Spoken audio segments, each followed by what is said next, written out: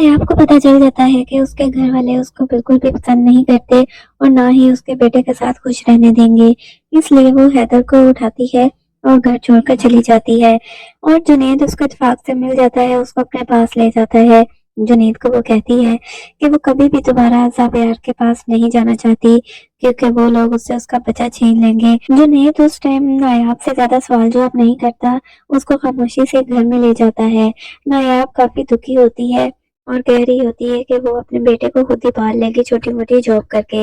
इसलिए जुनैद तो बेहतर यही समझता है कि वो नायाब को भी अपने साथ ले जाए। वो सोचता है कि बाद में वो देखेगा, ज़ावियार का दिल साफ करने की कोशिश करेगा, क्योंकि उसको यकीन है कि ज़ावियार नायाब से मोहब्बत करता है, क्योंकि उसने सारी फैमिली से लड़कर नायाब से शादी की थी। इसलिए उसे यकीन है कि वो एक कोशिश जरूर करेगा। बेशक तानिया और मोम ने मिलकर ज़ावियार के दिल में अभी वक्ती नफरत डाल दी है नायाब के खिलाफ, लेकिन फिर भी उसको पूरा यकीन है कि ज़ावियार जो है वो नायाब को अपना लेगा। इसलिए वो यही फैसला करता है।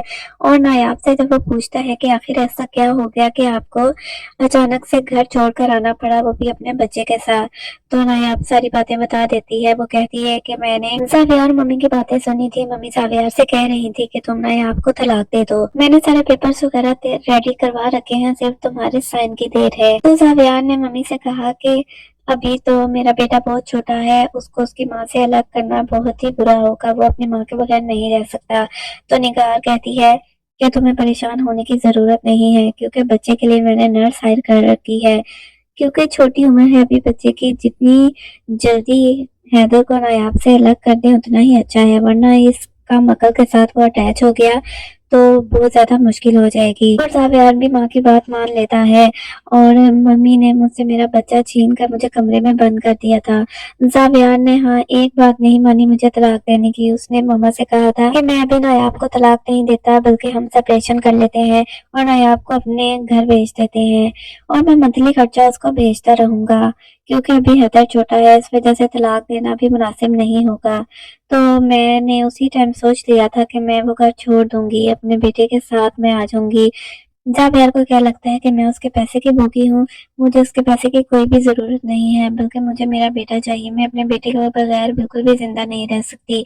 इसलिए मैं यहाँ पर आ गई और मैंने घर छोड़ दिया। मैंने ये सोचा है कि मैं छोटी मोटी जॉब करके अपने हैदर को पाल लूंगी। मुझे किसी के भी पैसे की, किसी के भी सहारे की ज़रूरत नहीं है।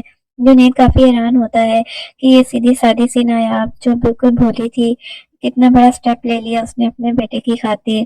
खैर वो दिल में यही सोचता है कि वो जरूर एक बार ट्राई करेगा भाई के दिल से बदगुमानी हटाने की।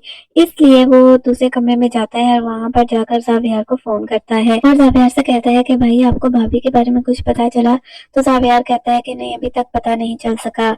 तो जुनैद कहता है कि अगर आपको भाभी मिल जाती है तो आप क्या उनको अपना लेंगे? अगर आपको पता चल जाए कि उनका कोई भी कसूर नहीं था इस सारे चक्कर में, उन्होंने बस मजबूर होकर ये सब कुछ किया, और उन्होंने जो आपकी सेक्रेटरी को फोन किया था वो भी किसी के बहकावे में आकर किया था, उन्होंने जानबूझकर ऐसा कुछ भी नहीं किया।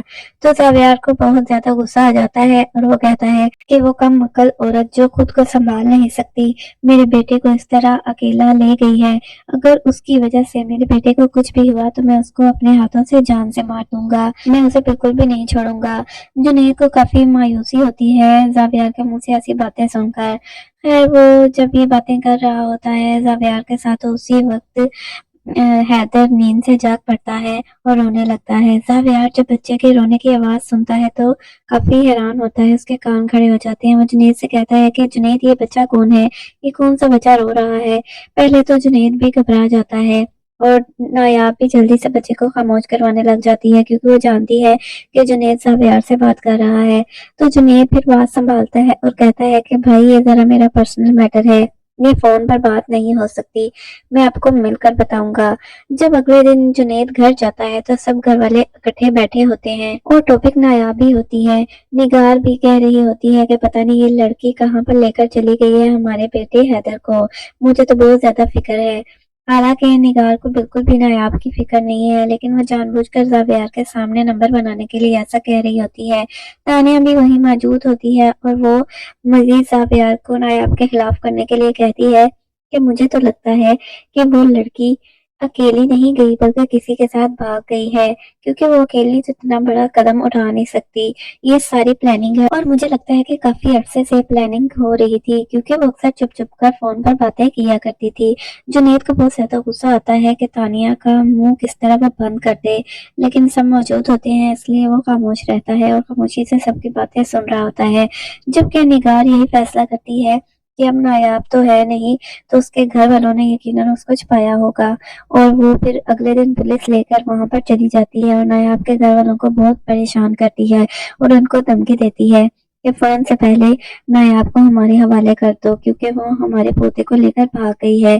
اگر وہ نہ ملے نا تو ہم لوگ آپ کے ساتھ بہت ہی برا سلوک کریں گے۔ نایاب کی بھابھی اور دادی کافی ڈر جاتے ہیں اور پریشان ہوتے ہیں کہ آخر نایاب کدھر چلی گئی، اور نگار نایاب کے گھر والوں کو یہی کہتی ہے کہ نایاب کسی کے ساتھ بھاگ گئی ہے۔ اس کی بھابھی نایاب کی تو پہلے ہی نایاب کے خلاف ہوتی ہے، اسے تو موقع چاہیے ہوتا ہے۔ وہ دادی کو کافی برا بھلا کہتی ہے اور کہتی ہے آپ کے لاڈ کی وجہ سے وہ کسی کے ساتھ بھاگ گئی ہے، آپ کے لاڈ کی وجہ سے ہی وہ اتنی بگڑ چکی تھی، اور اگر وہ نہ ملی تو ہمارا جینا حرام کر دے گی نگار۔ جبکہ دوسری طرف جنید کو سمجھ نہیں آ رہی ہوتی کہ اب وہ کیا کرے، کیونکہ وہ سب دیکھ رہا ہوتا ہے کہ نایاب کے گھر والوں کو کتنا تنگ کیا جا رہا ہے، لیکن وہ یہی سوچتا ہے کہ ابھی خاموش رہنا ہی بہتر ہے، کیونکہ اگر میں نے نایاب کو مجبور کیا کہ گھر واپس چلی جائے تو وہ یہاں سے بھی چلی جائے گی۔ ابھی مجھے یہ تو آسرا ہے نا کہ وہ میرے ساتھ ہے، حیدر میری نظروں کے سامنے ہے، اگر وہ یہاں سے بھی چلی گئی تو پتہ نہیں بھابھی کس حال میں رہیں گی۔ تو دوستوں، آپ لوگوں کو کیا لگتا ہے کہ کیا نایاب اور زاویار کبھی ایک ہو سکیں گے، یا زاویار کو جب پتا چلے گا کہ جنید کے پاس ہی تھی نایاب تو وہ ان دونوں پر شک کرے گا، کیونکہ تانیہ نے زاویار کے دل میں کافی شک ڈالا ہوا ہے جنید اور نایاب کو لے کر۔ تو آپ لوگوں کو کیا لگتا ہے کہ کیا زاویار نایاب کو چھوڑ دے گا شک کر کے جنید پر اور نایاب پر، یا نایاب کو ایک اور موقع دے کر اس سے معافی مانگ کر اس کے ساتھ رہے گا؟ نیچے کمنٹ سیکشن میں اپنی رائے کا اظہار ضرور کیجیے گا۔